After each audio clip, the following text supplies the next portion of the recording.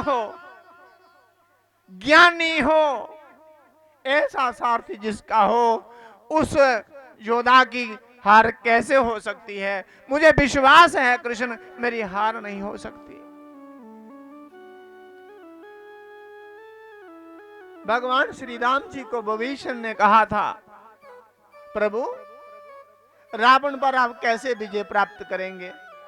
उसके पास बड़ी सेना है, दिव्य रथ है, कवच है, ध्वज है, पताका है, आपके पास कुछ भी नहीं, नंगे पांव आप कैसे विजय प्राप्त करेंगे? भगवान राम ने कहा, सौरज धीरज तेहि रथ चाका, सत्यशील दृढ़ ध्वजा पताका। सौरज धीरज तेहि रथ चाका, सत्यशील दृढ़ ध्वजा पताका। बल विवेक दम परहित गोरे, क्षमा कृपा समता रजो जोरे। और सबसे बड़ी बात ये, शौर्य और धैर्य उस रथ के चक्के हैं, पहिए हैं।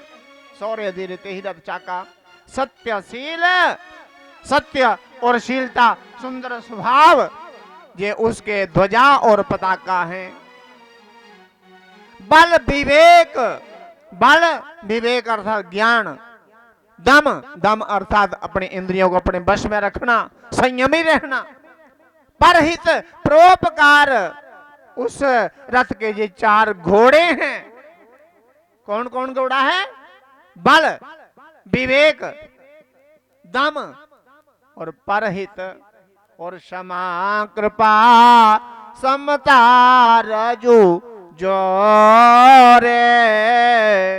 क्षमा, कृपा करना और समता रखना, सब पे समभाव रखना, ये उस घोड़ों की लगामें हैं। और सबसे बड़ी बात ये है, इस भजनो सारथी सुजाना। ईश्वर भजन रूपी सारथी हो, ईश्वर भजन रूपी सारथी हो जिसके पास, उसकी तो विजय निश्चित है। इसी बहाने विभीषण ने कहा था प्रभु राम से, मुझे ये तत्व उपदेश दे दिया प्रभु आपने।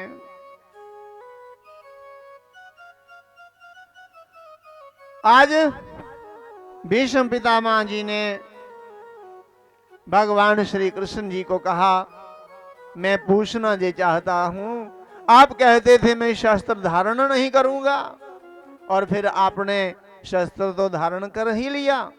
जब मेरे और अर्जुन के युद्ध में आपने टूटे हुए रथ के पहिए को उठा लिया, तो मैं उसी समय समझ गया कि प्रभु ने मेरे मान के लिए शस्त्र धारण किया।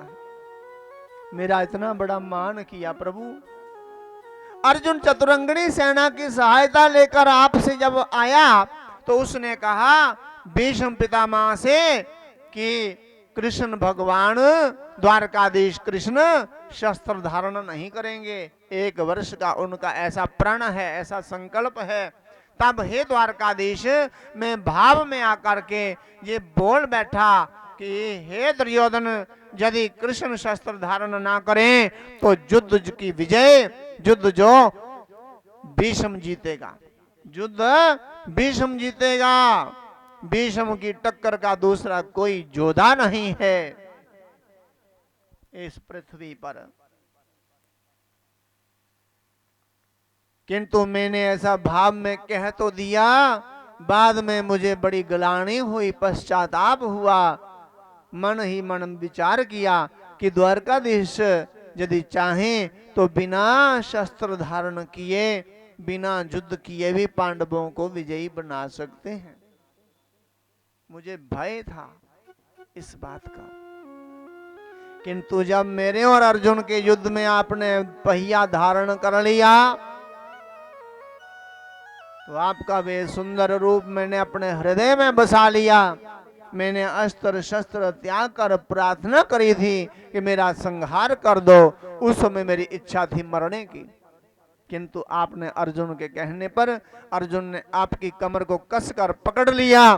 आपके क्रोध से होठ पटक रहे थे, ओठ फटक रहे थे और भुजाएं तन गई थी, रोमांच खिल गया था, पसीना आ गया था और प्रभु आपके मुखमंडल पर रणभूमि की धूल जो थी वे आपकी छवि की सुंदरता को कहीं अधिक बढ़ा रही थी। वही स्वरूप मैं अपने हृदय में बसाए बैठा हूं। प्रभु उसी रूप का मुझे दर्शन दीजिए तो मैं अपने प्राणों का विसर्जन करूं। आपने ऐसी प्रतिज्ञा करके अपना अपमान क्यों करवाया? अपना प्राण तोड़ करके क्या आपका अपमान नहीं हुआ? भगवान कहते अर्जुन जैसे अर्जुन सरीखे भक्त के लिए एक बार तो क्या मैं 1000 बार भी अपना अपमान करवा लेता हूं। भक्तों के लिए तो मैं अपमान भी सहन कर लेता हूं। भक्तों के लिए मुझे कोई भी काम करना पड़े मुझे कोई हिचक नहीं होता, मुझे कोई कठिनाई नहीं होती। इसलिए कई लोग होते हैं बड़े संकोच करते हैं, किसी से मांग भी नहीं सकते, पेट से भूखे हैं भले ही किंतु भोजन तक नहीं मांगेंगे, कोई वस्तु नहीं मांगेंगे। जो काहू से मांगे ना और कहने में सकुचाए, भगवान कहते ताके पाछे मैं फिरो कहीं सजन भूखा ना जाए, ऐसा साधु भूखा ना जाए। जो काहू से मांगे ना और कहने में सकुचाए, ताके पाछे मैं फिरूं कहीं साधु भूखा ना जाए। ऐसे लोगों के पीछे मैं घूमता हूँ, ऐसे लोगों के पीछे मैं घूमता रहता हूँ, उनकी देखभाल मैं स्वयं करता हूँ, किसी को भूखे पेट नहीं रहने देता। अपने भक्त के लिए मैं अपमान भी सहन कर लेता हूँ, मुझे भिक्षा मांग कर खिलाना ना पड़े मैं खिलाता हूँ उसको। सूप लेकर के मैं मांगने भी चला जाता हूँ भक्त के लिए। भगवान भक्त के लिए कितना बलिदान देते हैं। अर्जुन जैसे अर्जुन सरीखे भक्त के लिए एक बार तो क्या 1000 बार भी मेरा अपमान हो जाए मुझे उसकी कोई पीड़ा नहीं होती। ठीक है प्रभु, मान गया मैं, अभी कृपा करके वही रूप दिखाइए मुझे। भगवान कहते पहले पांडवों को कोई शिक्षा दीजिए। पांडवों को शिक्षा दी है। भीष्म पितामह ने बाणों की शैया पर सोए सोए, देवी भागवत में तो कहा है 55 दिनों तक उपदेश दिया है। 55 दिनों तक बाणों की शैया पर सोए हुए ही पांडवों को बहुत से उपदेश दिए हैं। भीष्म पितामह जैसा ज्ञानी भी कोई नहीं है, उनके जैसा राष्ट्र भक्त भी कोई नहीं है, उनके जैसा कोई माता पिता का पितृ भक्त भी नहीं है, उनके जैसा कोई भगवान का भक्त भी नहीं है। इसलिए भगवान भी सुनना चाहते हैं, ज्ञानियों से ही भगवान श्रवण करना चाहते हैं। परम ज्ञानी है वशिष्ठ जी, संदीपनी जी, भगवान शिष्य बन के आए हैं, उनके द्वारा दिया हुआ ज्ञान भगवान ग्रहण करते हैं। भगवान सर्वज्ञ होते हुए, सब सर्वसमर्थ होते हुए, स्वयं प्रकाश होते हुए, सर्वशक्तिमान होते हुए गुरुजनों के पास, ऋषियों के पास मर्यादा बना करके कैसे बैठते हैं? ऐसे बैठते हैं ये कोई मिट्टी की मूर्ति है, ये कोई मार्बल की मूर्ति, ऐसा प्रतीत होता है ये जानते ही कुछ नहीं है।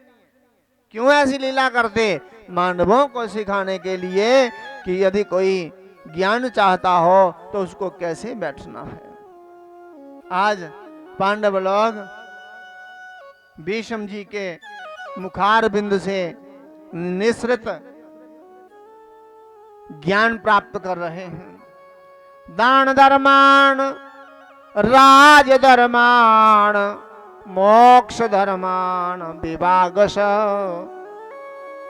स्त्री धर्मान भगवत धर्मान समास व्यास योगतः धर्मार्थ काम मोक्षाश्च सोपायान यथा मुने नाना ख्याते इतिहासेषु वर्णयामास तत्त्वतः। धर्म अर्थ काम मोक्ष चारों पुरुषार्थ प्राप्त करने की विधि का निरूपण करते हैं और दान धर्म, राज धर्म, मोक्ष धर्म, स्त्री धर्म और भगवत धर्म सब धर्मों का देखो कितना बड़ा। राजा राजनीति जानता है केवल, दानी दान धर्म को जानता है और मोक्ष मार्ग पर चलने वाले मोक्ष धर्म को जानते हैं केवल। स्त्रियां स्त्री धर्म को जानती हैं और भगवत धर्म, भगवत भक्त जो भगवत धर्म को ही जानते हैं। किंतु सारा का सारा ज्ञान भीष्म पितामह को सब प्रकार का ज्ञान है। स्त्री धर्म का भी कुंवारे होते हुए, ब्रह्मचारी होते हुए स्त्री धर्म का पूर्ण ज्ञान है उनको। भगवत धर्म का पूरा ज्ञान है, मोक्ष धर्म का पूरा ज्ञान है। राज